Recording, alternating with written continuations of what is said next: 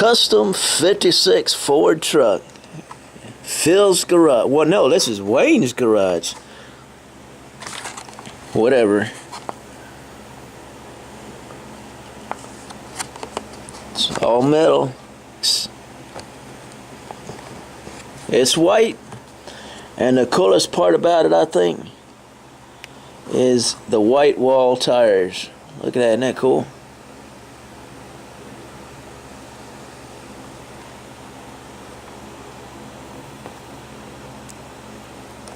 Oh, that's neat. Look at that.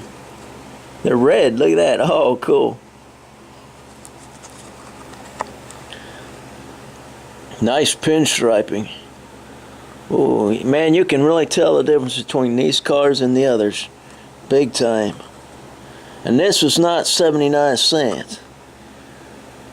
I paid $250,000 for this dude. Just kidding. Just kidding. Just kidding.